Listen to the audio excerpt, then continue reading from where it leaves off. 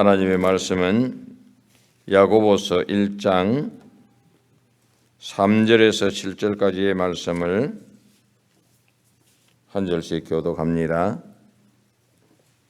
너희 중에 누구든지 지혜가 부족하거든 모든 사람에게 후히 주시고 꾸짖지 아니하시는 하나님께 구하라. 그리하면 주시리라.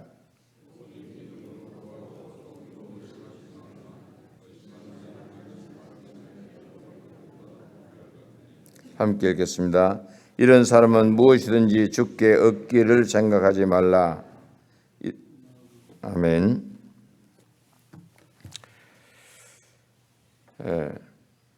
어제 기도가 굉장히 쉽다고 말씀을 드렸습니다.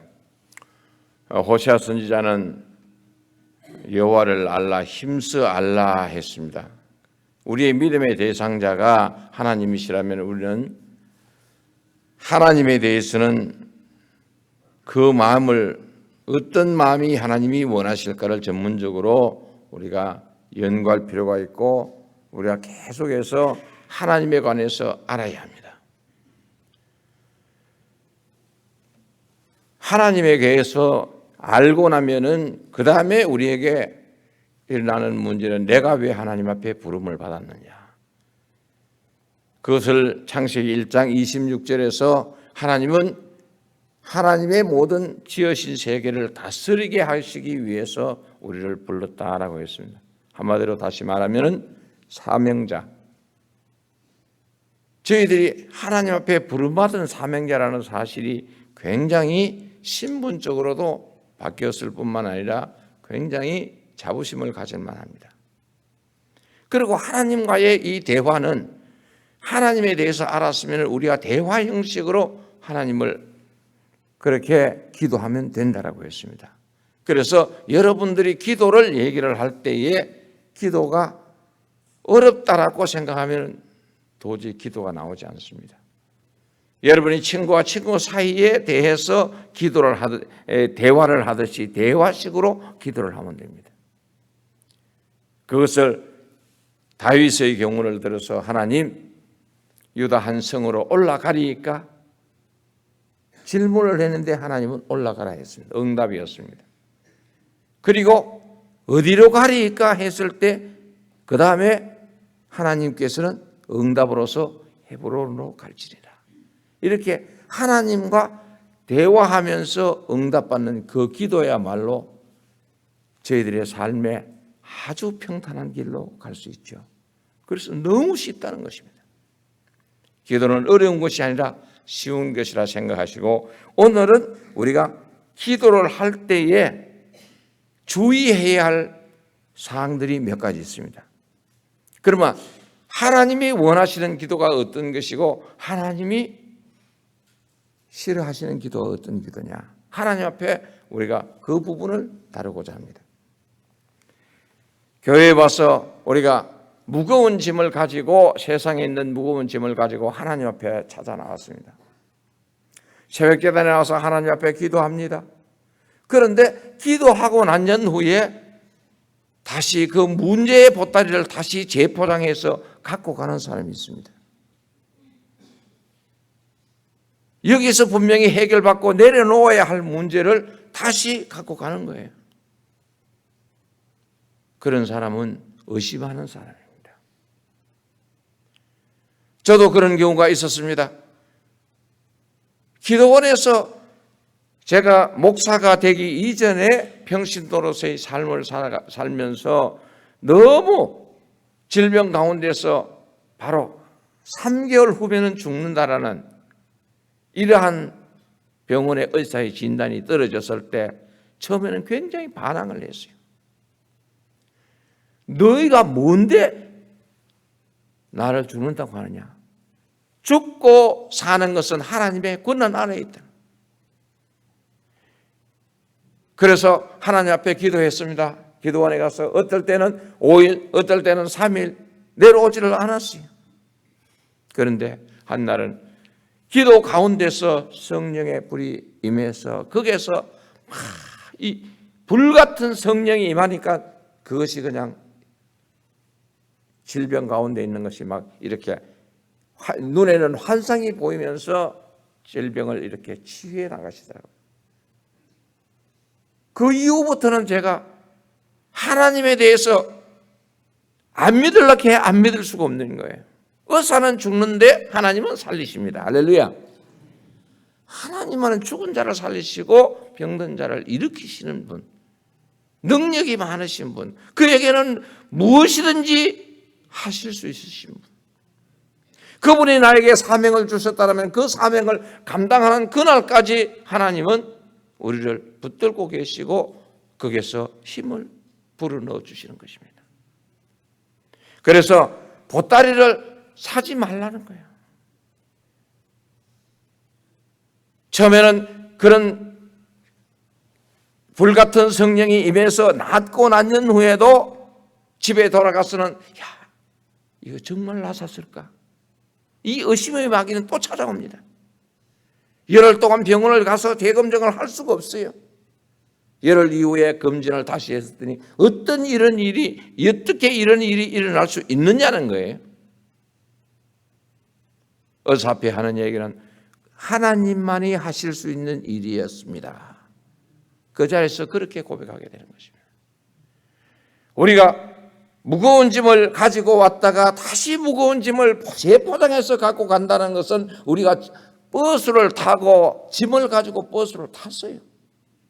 타고 가는데 버스를 탔으면 짐을 버스 안에 내려놓으면 되는데 마치 요금을 더 대려고 할까 봐 다시 이걸 쥐고 있는 거예요. 버스는 타는데 얼마나 무겁겠어요. 주님은 수고하고 무거운 짐진 자들아 다 내게로 오라. 내가 너희를 쉬게 하리라. 그분 앞에 무거운 짐 내려놓고 가면 돼요. 그거를 대화로서 여러분들이 대화로서 내려놔라 말입니다. 마음으로 내려놓으라 말입니다. 그렇게 내려놓으면 되는데 문제를 재포장하지 않기를 여러분들에게 부탁합니다. 자, 그러면 하나님 앞에 우리가 주의할 부분이 있습니다.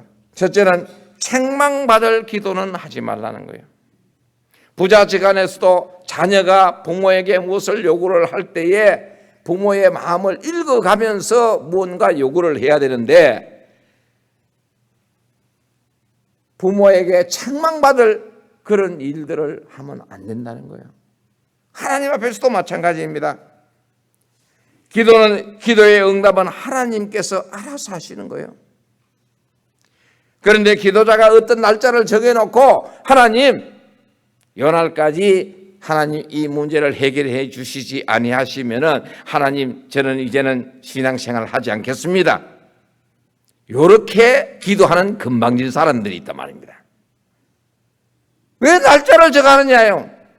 하나님께서 날짜를 정해 주시는 것인데 자기가 다 날짜를 정해놓고 하나님을 마치 헛수아비 취급하듯이 하는 것은 이거는 책망받을 기도인 것입니다. 이런 기도를 하지 말라는 거예요. 그죠? 그날까지 그저 꾸준하게 자기가 날짜를 정했으면 모든 주권은 하나님 앞에 맡기시고 꾸준하게 그냥 자기의 마음대로 그냥 그대로 토스를 하면 돼요. 그러면 때가 이름에 하나님께서 응답해 주실 줄로 믿습니다. 그러니까 책망 기도는 받는 기도는 하지 말기를 바랍니다. 그 다음에는 저주하는 기도를 하지 말아야 합니다. 자기가 어떤 피해를 입었을 때에 억울함에 못 견뎌가지고 막 상대를 저주하는 거예요. 네 잘 사는가 보자. 내가 눈 떠 있는 한 내가 너를 두고 지켜볼 것이다. 이런 기도는 하면 안 돼요. 우리가 축복할 수 있는 권한은 하나님께서 마음껏 주셨습니다. 그러나 우리가 저주할 이유는 하나도 없습니다. 저주의 권한, 축복의 권한은 몽땅 하나님께 맡겨져야 돼요. 우리는 그저 사랑하면 됩니다. 우리는 축복 빌어주면 됩니다. 다른 집에 들어갔을 때 실망했을 때 그 집에 가서 먼저 기도하고 그 기도가 하나님 앞에 진실하게 기도하고 난 후에 그 평안이 그 집에서 받기가 합당하지 아니하면 그 기도의 내용이 어디로 돌아온다고요? 자기 자신에게 들어와요. 내가 빈 기도가 내가 축복한 그 축복이 그 집이 받을 형편이 안 되면은 그것이 기도자에게 돌아오는 거예요. 그러니까 우리는 축복할 수 있는 권한은 우리에게 있지만 저주할 권한은 없다라는 사실입니다. 그리고 그 다음에는 세 번째로 불평하는 기도를 하지 말아야 합니다. 불평하는 기도는 실패나 좌절이나 낙심이나 곤고나 영적으로 침체되어 있을 때에 이렇게 불평합니다. 자녀가 불평하듯이. 어떤 사람들은 경제적으로 굉장히 넉넉한 사람이 있습니다. 어떤 사람은 경제적으로 굉장히 가난한 사람이 있습니다. 가난한 사람이 불평할 수가 있어요. 왜 저 사람은 저렇게 잘 사는데 하나님과 나는 이렇게 못 삽니까? 그 고난도 하나님께 있어요. 그 사람은 받을 그릇이 크고 그만큼 일을 해야 되기 때문에 하나님께서 맡겨놓으신 거예요. 왜 하나님 저 사람은 출세하는데 왜 나는 아직까지 이렇게 밑자리에 있습니까?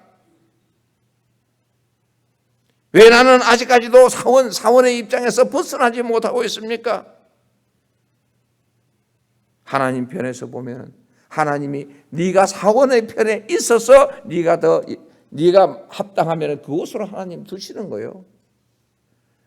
나를 돌아보지 못하고 상대를 보면서 상대에게 그것을 좋은 것을 바라보고 그것이 와 나에게 이루어지지 아니했느냐라고 원망 불평하지만 하면 안 된다는 거예요.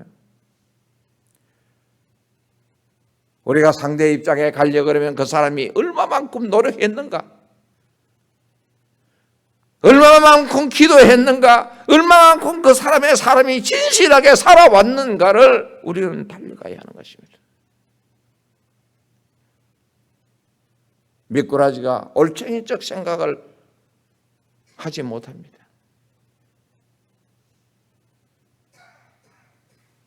개구리가 올챙이적이죠. 개구리가 올챙이적이네. 미꾸라지가 그 용이 있죠, 그죠? 용과 비교는 그건 잘못됐습니다. 이런 게 또 실수가 있어야 또 은혜가 돼요. 은혜가 돼요. 은혜가. 그래서 우리가 불평하는 기도 이런 것은 보통 보면은 이제 좌절하기나 그 다음에 실패하기나 공고하기나 영적 침체에 있을 때에 많이 일어날 수 있습니다. 또 어떨 경우에는 질병에 걸려서 어떤 연단에 걸려서 도저히 빠져나갈 수 없는 어떤 환경에 확 묶여 있는 거예요. 이럴 때 하나님 앞에 불평을 합니다. 왜 이곳으로부터 빨리 탈출하게 하지 않느냐고.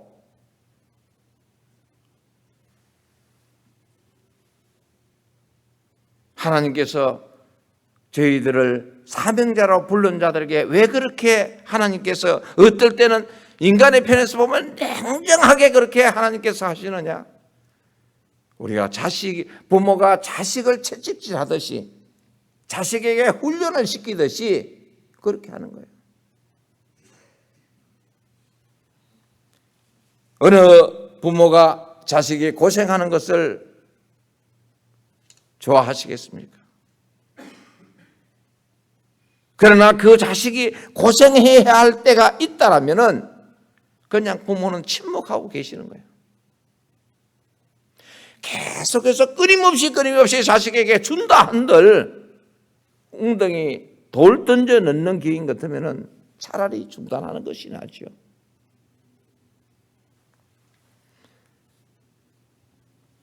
어두운 터널 안에 들어갈 경우에는 미래가 굉장히 불확실해 보입니다. 잡혀지는 것이 없습니다. 삶이 굉장히 두렵습니다. 기도를 하려고 해도 기도의 줄이 잡히지 않습니다. 성경을 읽으려고 그래도 성경 장수만 넘길 뿐 도저히 내용이 들어오지를 않아요. 이러한 공고함에 있을 때에 우리가 할 수 있는 일들이라고는 하나님 앞에 정말 하나님 공고합니다. 내가 힘듭니다. 이러지 이것으로부터 하나님 왜 나를 이곳에 몰아넣었고 왜 이곳에서 탈출시켜 주시지 않습니까라고 원망불평하지 말라는 거예요. 오히려 하나님 앞에 하나님 나를 빚어서 아름다운 작품을 만들기 위한 하나님의 작업이시죠. 하나님 감사합니다. 내가 지금까지 깨우치지 못한 것을 하나님 다시 깨우치게 하기 위해서 하나님 이 통로를 허락하신 줄로 믿습니다. 아버지 감사합니다. 하나님이 어떻게 빚으시든지 저는 하나님의 조각품이 되어서 아름답게 태어나기를 원합니다. 하나님 감사합니다. 이것이 우리가 불평하지 아니하는 기도가 될 수 있습니다. 순금이 용광로를 거치지 않고는 순금으로 태어날 수가 없습니다. 순금은 99%가 순금입니다. 그 안에도 1%의 부유물이 섞여 있습니다. 하나님은 우리를 온전하게 하시기 위해서 하나님께서 우리를 연단의 과정으로 들어넣으실 때도 나에게 이번 기회를 통해서 또 1%가 이렇게 빠져나가는구나. 또 2%가 빠져나가는구나. 네 번째는 기도는 거절될 수 있다는 것을 우리가 알아야 합니다. 무조건 기도한다고 무조건 100% 예수는 아닙니다. 하나님의 응답은 세 가지로 이렇게 나타납니다. 그 세 가지가 뭐냐 하면은 하나는 예수, 하나는 노, 하나는 보류 이렇게 나타납니다.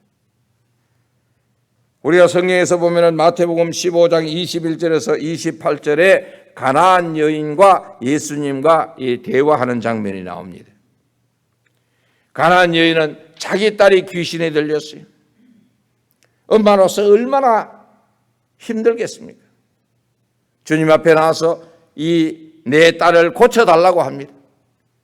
그런데 주님께서는 응답이 뭡니까? 나는 이스라엘의 잃어버린 양 외에는 내가 찾아오지 아니했다라고 얘기합니다. 그때는 가나안 여인의 모습을 보면 보류입니다. 그런데 그 여인이 개들도 주인의 상에 떨어지는 부스러기를 먹나이다라고 얘기했을 때 예수님은 내 믿음이 크도다 하면서 딸의 병을 고쳐주십니다. 예수입니다. 그 이전에는 보리였지만 지금 예수입니다. 그러나 한 경우는 사도 바울의 경우입니다. 고린도후서 12장 8절에서 9절에 보면 바울이 육체의 가시 때문에 하나님 앞에 3번을 이렇게 간절히 기도합니다. 그런데 하나님은 고쳐주시지 아니하시고 보류해 주시지도 아니하시고 노라고 대답을 하셨습니다. 응답을 못 받은 것이죠. 그런데 바울에게 있어서는 이 노가 하나님 자기가 그 육체의 가시 때문에 그리스도의 능력을 머물게 하는 그러한 좋은 기회가 되었습니다. 어떤 자에게는 병이 있음으로 인해서 그것 때문에 하나님 앞에 더 매달리고 하나님의 뜻을 더 살피기를 원하고 하나님 앞에 간절히 자기의 삶을 맡깁니다. 그 사명을 온전히 감당합니다. 그러니까 우리가 예수가 되든 노가 되든 보류가 되든 거기에 관심을 갖지 마시고 하나님이 나를 향해서 하나님이 오늘도 무엇을 원하시는가? 무엇 하기를 원하시는가? 하나님이 왜 나를 불러섰고 내가 이 일을 감당해야 하는가에 우리가 초점이 맞춰진다면 거기에서는 연단 가운데서도 은혜가 넘칠 줄로 믿습니다. 우리에게 감사가 넘치는 것입니다. 다섯 번째는 위선적인 기도를 하지 말아야 합니다. 이 위선적인 기도는 바로 세리와 위선적인 기도는 우리가 바리새인의 기도에서 우리가 알 수가 있습니다. 바리새인의 기도에 보면은 바리새인이 그러죠. 나는 하나님 앞에 토색한 것, 불의한 것, 간음한 것 그들과 같지 아니하고 세리와 같지 아니하다라고 했습니다. 이건 바로 위선적인 기도예요. 대표적인 것입니다. 그래서 우리가 위선적인 부분이 바리새인들에게만 있는 것이 아니라 나와 여러분들에게도 이 위선적인 기도가 있다는 거예요. 그것이 사람에 따라 조금씩 차이는 있을지언정 우리가 완전히 나는 위선적인 기도를 하지 아니한다라고 그렇게 볼 수는 없습니다. 그래서 내가 기도할 때 내가 위선적인 기도자의 모습인가 아닌가를 우리는 살펴야 합니다. 마지막으로 우리는 신비적인 체험만을 위해서 기도하지 말아야 합니다. 보통 직통계시를 받았다는 사람들이 있습니다. 하나님 앞에 직통계시를 받았다는 거예요. 내가 기도했더니 이러이러한데 하는 사람이 있습니다. 당신이 무엇을 해야 된다. 상대가 기도를 해주면 기도를 하는 거로서 끝나야 되지 기도 이후에 무엇인가 요구를 하는 사람들이 있습니다. 이것이 은사자들에게 나타나는 특징들입니다. 우리는 하나님 앞에 드리면 되는 거예요. 그런데 은사자들은 꼭 당신이 교회에 무엇을 해라. 또 당신은 자기 집에 무엇을 해라. 내가 기도했더니 어떤 사람들은 심지어 이런 얘기를 합니다. 지금 시간 조금 어떤 사람들은 이런 얘기를 합니다. 남의 돈을 빌려와서 이자를 주다가 이자를 그 다음에 안 갚습니다. 왜 이자를 안 주느냐고 그 얘기를 했더니 하나님 앞에 기도했더니 그거는 당신에게 유익이 안 된다고 주지 마라 한대요. 이런 사람들이 바로 어떤 사람들이냐 신비주의자들이고 직통계시를 받았다는 사람들입니다. 이런 사람들 조심해야 됩니다. 자, 우리 기도에는 안전수칙이 있어요. 3가지입니다. 요거 꼭 기억하셔야 됩니다. 뭐냐? 하나님의 말씀을 우리가 알고 성경의 원리대로 들어가면 됩니다. 그래서 어제도 호세아 선지자가 하나님을 알 때 힘써 알라고 했습니다. 하나님께서 가르쳐 주신 이 안에 안전수칙이 있는 거예요. 두 번째는 하나님의 뜻을 찾기 위해서 우리는 기도해야 됩니다. 오늘 하나님께서 나에게 무엇을 원하시는가? 어떻게 살아가기를 원하시는가? 하나님의 뜻을 찾아가자는 거예요. 그런데 세 번째는 성령으로 충만하기 위해서는 우리가 기도해야 되고 성령 안에서 기도해야 된다는 것입니다. 할렐루야. 이 3가지를 우리가 꼭 여러분들이 기억하시고 내가 하나님 앞에 언제나 기도하면 하나님께서 응답을 하시지만 이런 오늘 주의사항 6가지의 이 기도의 주의사항은 우리가 지키면서 기도하자. 할렐루야. 기도하시겠습니다. 하나님 아버지 감사합니다. 오늘도 우리가 하나님께서 우리의 기도를 들어주시는 줄로 믿습니다. 그러나 우리가 정말 기도의 안전수칙을 지키고 우리가 기도를 하는지 자신을 살펴보게 하시고 언제나 하나님 앞에 진실하게 자기의 마음을 드러낼 수 있도록 은혜 베풀어 주시옵소서. 예수님의 이름으로 기도드리옵나이다. 아멘. 다 함께 기도하기를 원합니다. 첫째, 우리가 육신적으로 고통을 당하는 자들이 있습니다. 분명히 하나님께서는 육신적으로 고통을 당하는 자들로 하나님의 뜻이 포함되어 있습니다. 그래서 여러분들은 우리 담임 목사님을 위해서 지금 병상에 계시는 분들을 위해서 기도해 주세요. 그분들이 빨리 회차해서 그들이 맡고 있는 그 하나님의 사역에 잘 동참해서 나올 수 있도록 기도해 주시고 우리 교회가 세계 선교를 위해서 우리가 선교사들을 파송한 선교사들 또 지원하는 선교사들을 위해서 기도해 주시고 그리고 우리 자녀들을 위해서 기도하시고 사업을 위해서 기도할 때 우리가 순수하게 하나님과 나와의 그 대화의 관계로서 그렇게 기도하시길 바랍니다. 다 같이 기도하시겠습니다. 하나님 아버지 감사합니다.